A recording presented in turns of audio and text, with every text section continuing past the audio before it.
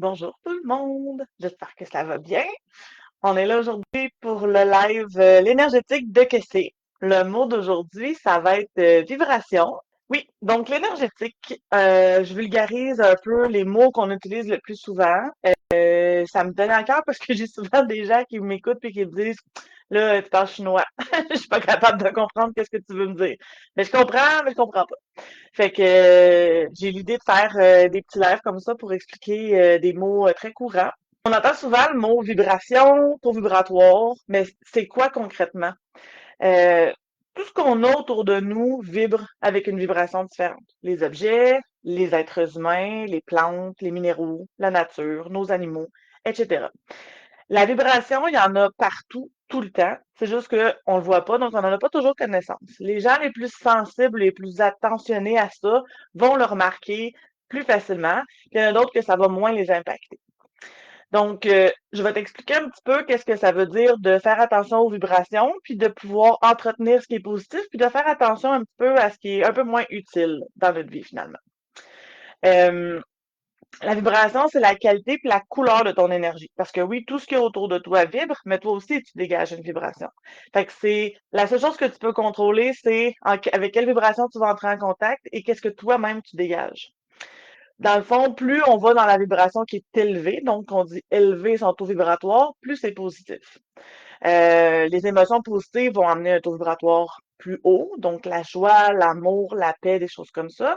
Puis tout ce qui est émotions négatives et la maladie vont amener un taux vibratoire plus bas. C'est sûr que si tu as le rhume cette semaine-là, ben ça va être un peu plus difficile d'élever ton taux vibratoire. Je dis pas que c'est impossible, mais tu vas avoir déjà une petite prise à gérer à la base parce que ton corps physique est fatigué. Le taux vibratoire, c'est pas quelque chose qui est figé dans le temps, c'est quelque chose qui va évoluer, qui va changer à la limite d'une seconde à l'autre, d'une minute à l'autre, selon ton émotion, ce qui se passe dans ta vie, si tu as reçu une bonne, mauvaise nouvelle, si tu rentres dans une pièce, etc. Donc, toutes les vibrations, comme je disais, qu'on parle de science, qu'on parle d'énergétique, tout ce qui est documenté par rapport à ça, la vibration, c'est quelque chose qui existe depuis longtemps. C'est pas un terme qui est nouveau. Ça vient avec la science quantique, donc la physique quantique, excuse-moi. Donc c'est vraiment quelque chose qui est reconnu, là. C'est pas bizarre ni non connu, la vibration. On parle un peu de ce qui est comme une onde radio. C'est quelque chose qui va aller vers quelque chose d'autre ou quelqu'un ou vers toi. C'est vraiment quelque chose qui est mobile. Et on va irradier cette vibration-là. Il y a des gens qui vont irradier très, très, très loin, puis il y a des gens qui vont irradier quand même très proche d'eux. Ça dépend de plusieurs facteurs dans lesquels j'embarquerai pas aujourd'hui, mais c'est vraiment pour vous donner une idée que quelqu'un qui peut être à plusieurs mètres de toi peut te toucher avec sa vibration, comme il y en a qui vont être très proches, puis qui vont avoir moins d'émanation. Pourquoi on parle de monter ses vibrations? C'est quelque chose qui va nous amener dans de la physique, dans de la santé physique, dans de la santé mentale. C'est positif dans de la haute vibration. C'est là-dedans qu'on est capable de s'épanouir, de créer. C'est quelque chose qui est très positif à aller chercher. Il n'y a pas de nécessairement de minimum à atteindre ou on veut aller viser tel type d'autres vibrations. L'idée, c'est d'être bien dans son corps, dans son quotidien, d'être capable d'avancer, de ne pas se sentir bloqué, on se sent pris. C'est ce qu'on veut pas émaner, puis c'est ce qu'on veut pas avoir autour de nous non plus. Quand on rentre dans une pièce, ça peut être un musée, ça peut être une maison de chez quelqu'un, par exemple un salon funéraire.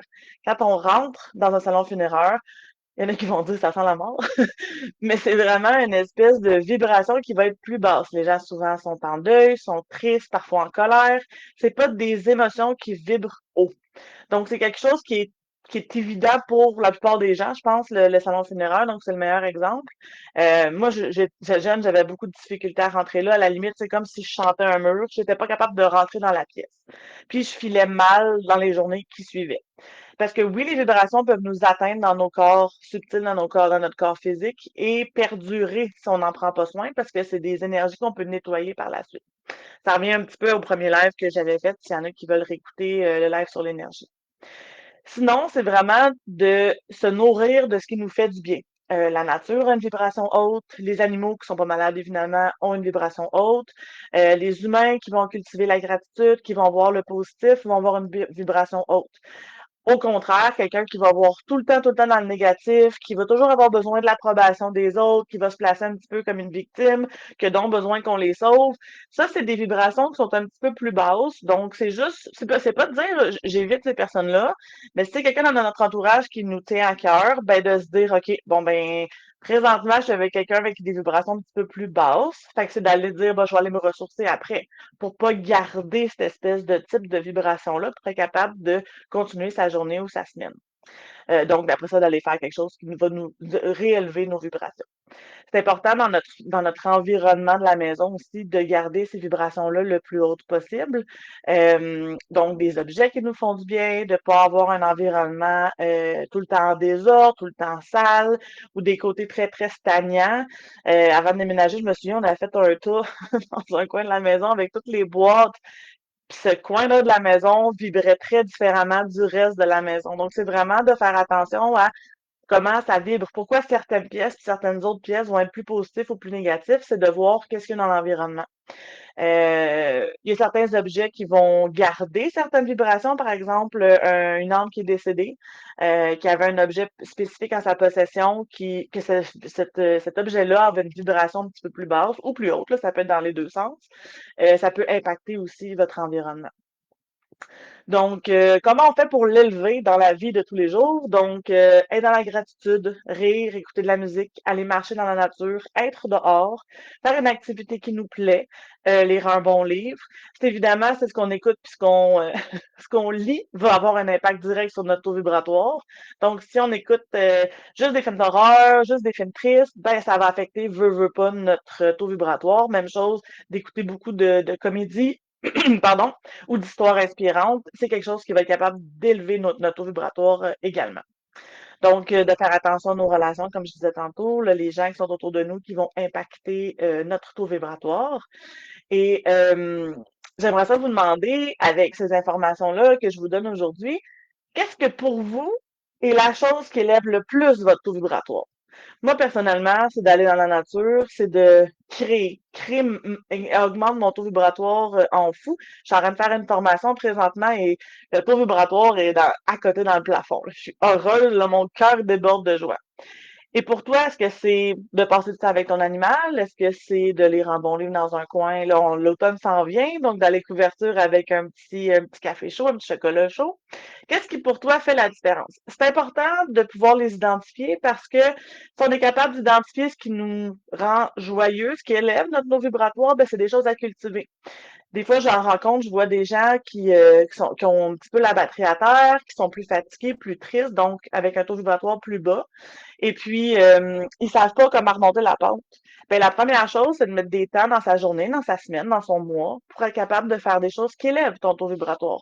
C'est la première chose à adresser pour être capable d'aller remettre les pendules à l'heure un petit peu, là, pour rééquilibrer tout ça. Donc, c'est pas mal ça. Je vais voir si j'ai des petites questions. J'ai pas de questions présentement. Si vous avez des questions dans les prochaines heures, prochains jours, gênez-vous pas, je vais vous répondre en dessous du live. Et puis, on se retrouve lundi prochain à midi pour le prochain mot. Je sais pas encore ce sera quoi. Si vous avez des suggestions pour un mot en particulier, écrivez-moi les dans les commentaires, je vais en prendre compte.